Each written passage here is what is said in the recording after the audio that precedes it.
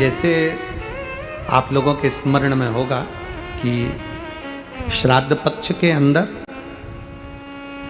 चुटकी भर आटा दरवाजे की दोनों चौखट पर डाला जाता है।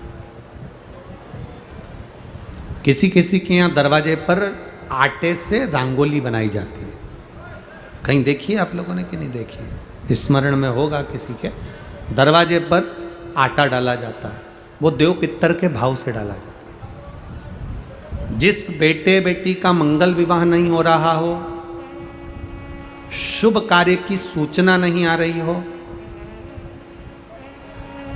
बहुत दिनों से एक फाइल कहीं लगी हुई है, अटकी हुई है, नहीं काम हो रहा, हम उनसे कहेंगे ये जो 16 दिन श्राद्ध के हैं, जितने दिन निकल गए, जितने दिन बचे हैं उन दिन में आपके दरवाजे के बाहर एक चुटकी घर से आटा लाकर चौखट के इस ओर चौखट के उस ओर दोनों जगह चुटकी भर आटे को डालना प्रारंभ करो। 16 दिन श्राद्ध के पूर्ण हो। जब अमावस्या आए, किसी जलाशय, सरोवर, तालाब, बावड़ी, कुआं, उसके पास में घी का दिया लगाकर आना, बाबा से प्रार्थना कर कर आना। केवल 22 से 24 दिन निकलते हैं और घर में कोई शुभ कार्य की सूचना आना प्रारंभ हो जाती है। वो देव पितर का वो कार्य देव पितर का। वो देव पितर किस तरह से करेगा? बेटे की शादी, बेटी की शादी, हम कहें किसी के 42 साल भी अगर उम्र हो गई है, 40 साल, 42 साल, 35 साल, 38 साल, शादी नहीं हो रही, तो कर कर देखना। एक बार बाबा से प्रार्थना कर कर देखना। देव पितर का कार्य क्या है? घर में शुभ कार्य को करवाना, घर में अच्छी चीजें लाना, गर्भ में जो बच्चा है उस बच्चे को शरीर पूरा देना, ये देव पितर का कार्य है। पितृदेव और देव पितर में बहुत अंतर है हमारा, बहुत अंतर। एक चुटकी आटा, अब तो थोड़ा सा रंगोली का काम ज़्यादा हो गया, नहीं तो हमने पहले भी कथाओं में कहा है कि 3 जगह पर आटे की रंगोली काम करती है, जिसका फल 1000 गुना होता है। 3 जगह पर आटे की रंगोली काम करती है, हमने पहले भी कहा। पहला, पितरों की पूजन हो रही हो, पितरों का पाटा भरा रहा हो, पितरों के लिए जोत लग रही हो, पितरों के लिए या अन्य स्थान पर कहीं पूजन हो, तो वहाँ पर आटे की रंगोली काम आती है। वहाँ पर रंग बिरंगी या पत्थर की रंगोली नहीं, मिट्टी की रंगोली नहीं, आटे की रंगोली काम आती है। दूसरे नंबर पर, तुम्हारे घर में यज्ञ हो रहा हो, घर के बाहर यज्ञ हो रहा हो, यज्ञ चल रहा हो, उस यज्ञ में 3 परिधियां बनती हैं ब्रह्मा विष्णु महेश की। देखिए आप लोगों ने, यज्ञ कुंड जो बनाया जाता है, उस यज्ञ कुंड पर पत्थर की रंगोली नहीं, मिट्टी की रंगोली नहीं, आटे की रंगोली डलना चाहिए। ये पहले डलती थी, अब लोगों ने फैशन में दूसरी डालना प्रारंभ कर दी। आटे की रंगोली डली होती है जब हम साकल्य छोड़ते हैं, अग्नि को जब हम साकल्य देते हैं, तो जिस आटे की रंगोली उस पर बनी होती है, तो हमारी जो साकल्य छोड़ी जाती है उसमें से एक अंश भाग हमारे पितरों के खाते में चला जाता है, जिससे पितरों की मुक्ति प्राप्त हो जाती है। तीसरा,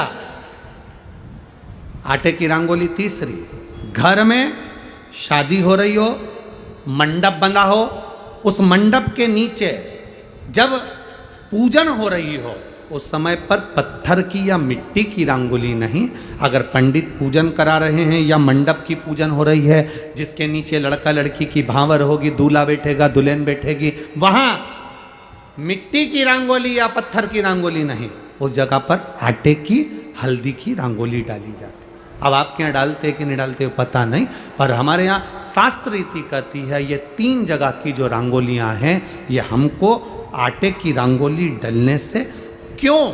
शादी के मंडप में पत्थर की रंगोली या मिट्टी की रंगोली क्यों नहीं डाली जाती? शादी के मंडप में, यहाँ दूल्हा दुल्हन की शादी होती है, वहाँ पंडित जी भी आटे की रंगोली डाल देते हैं, घर की बहन बेटियाँ आटे की रंगोली डाल देती है। उसका कारण क्या होता है? जिसकी शादी में मंडप के नीचे आटे की रंगोली डलती है, वहाँ पितरों को निमंत्रण नहीं देने की जरूरत पड़ती। वहाँ पितर उस वर कन्या को आशीर्वाद देते हैं, जिससे उनका वंश बढ़ता है, वंश रुकता नहीं। और ये निश्चित है, जिसकी शादी में, जिसके विवाह में आटे की रंगोली डलकर भांवर हुई होगी, उसके घर में संतान सुख रुक नहीं सकता, उसके यहाँ संतान का सुख होता ही है। जिसके यहाँ आजकल ये पत्थर रंगोली डाल देते हैं, डाल दिया और कह दिया बस, क्योंकि आजकल फैशन में तो दुनिया जी रही है, तो आटे की रंगोली कौन डाले, तो वो फैशन में चल गया। तो संतान की प्राप्ति में भी थोड़ा सा, अब तुम देखो पहले का समय आज का समय कितना अंतर है महाराज।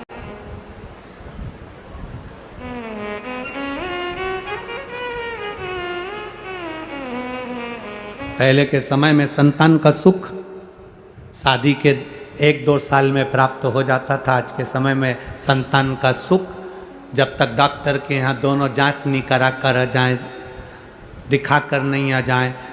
सब लोग कह रहे हैं डॉक्टर साहब जरा देखो संतान, डॉक्टर साहब बोले जांच करना पड़ेगी, बहू की भी जांच हुई, बेटे की भी जांच हुई, सब अच्छा है, उसके बाद भी संतान का सुख नहीं,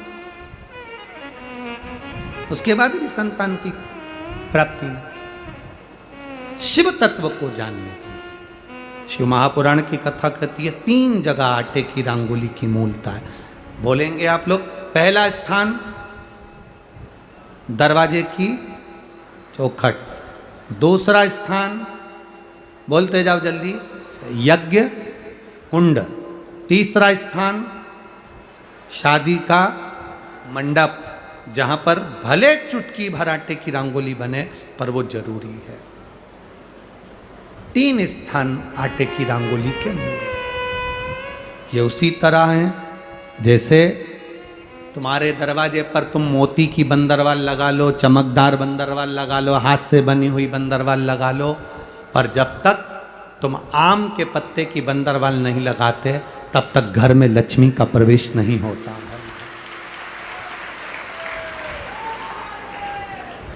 आम के पत्ते की बंदरवाल,